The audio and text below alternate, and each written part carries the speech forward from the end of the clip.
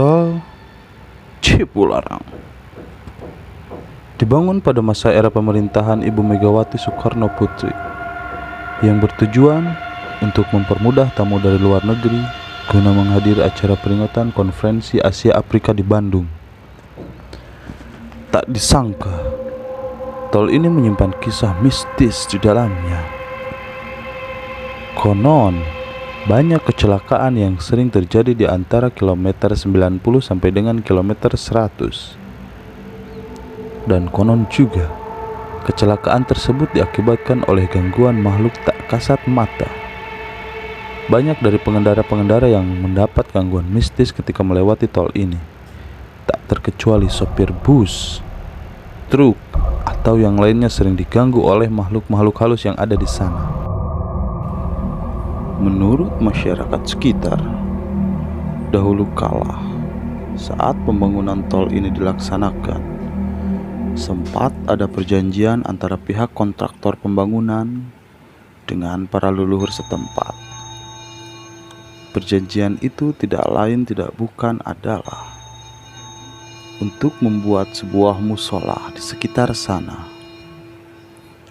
Tapi sampai saat ini, musola tersebut tidak pernah dibangun. Oleh karena itu, para leluhur di sana merasa tidak senang. Pada kesempatan kali ini, saya akan membagikan kisah yang pernah saya dan teman saya alami ketika melewati tol ini. Tol Cipularang menarik untuk dibahas. Di tol ini selalu terjadi banyak kecelakaan,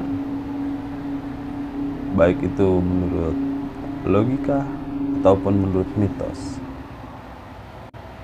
Faktanya memang benar, di sana memang sering terjadi kecelakaan. Menurut logika, kenapa di sana sering terjadi kecelakaan?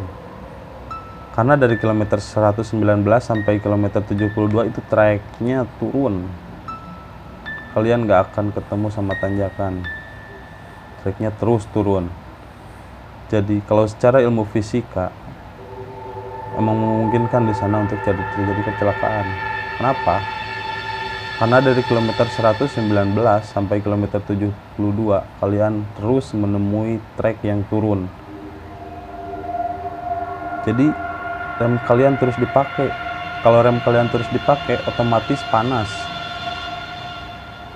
Jadi tidak memungkinkan kalau kalian lagi mengendara tiba-tiba rem blong, tidak menutup kemungkinan. Jadi alangkah baiknya kalau kalian mengendara di sana, gunakan rest area terdekat. Seperti di kilometer 97, kalian lebih baik diam dulu di sana. Itu lebih baik.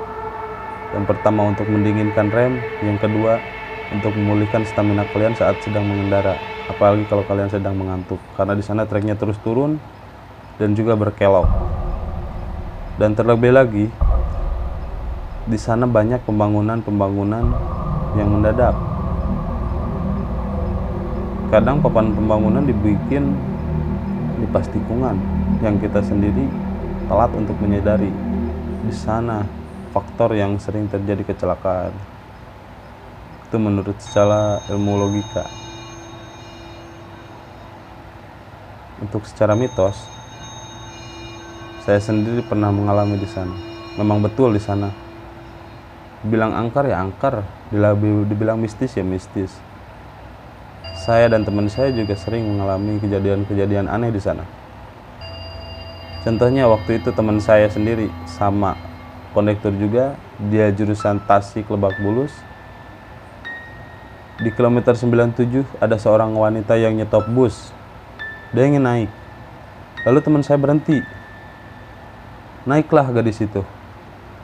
Pas mau ditiket, teman saya ke belakang tuh, gadisnya udah duduk. Teman saya ke belakang dicari nggak ada. Dia bolak-balik nyari gadis itu nggak ada.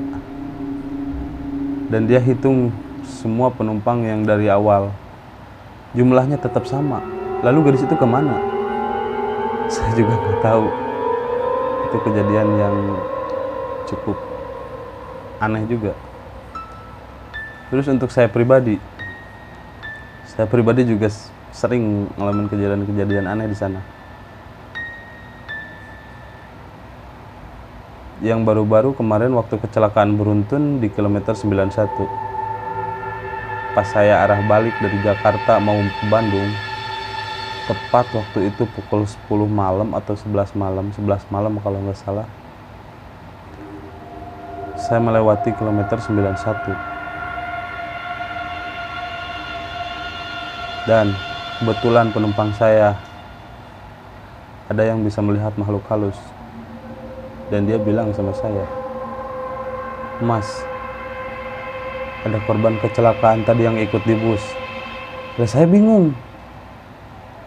Ikut dari mana? Mana orangnya saya nggak tahu. Dia bilang, ada di belakang baru naik. Terus terang, saya dan supir merasa kaget. Agak ngeri juga. Dalam hati berdoa, "Ya Allah, selamatkan saya dari segala godaan makhluk halus." Dan di kilometer 97, kata penumpang saya, mereka turun sendiri karena takut. Di sana terdapat semacam harimau yang sangat besar. Jadi fakta atau mitos kilometer 97 menyeramkan atau enggak? Faktanya ya. Karena kebetulan waktu itu penumpang saya ada yang bisa melihat dan dia bilang di sana memang ada harimau yang sangat besar.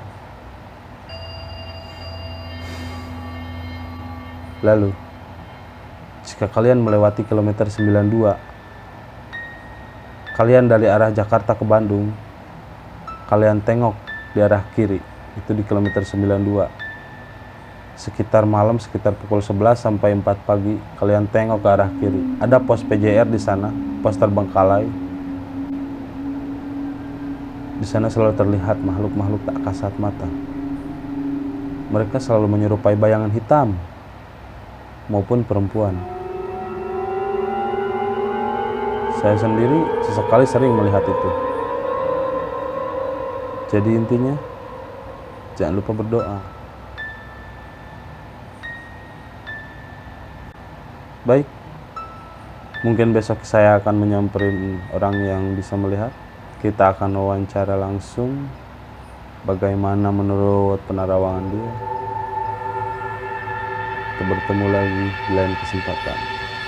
Okay, see you.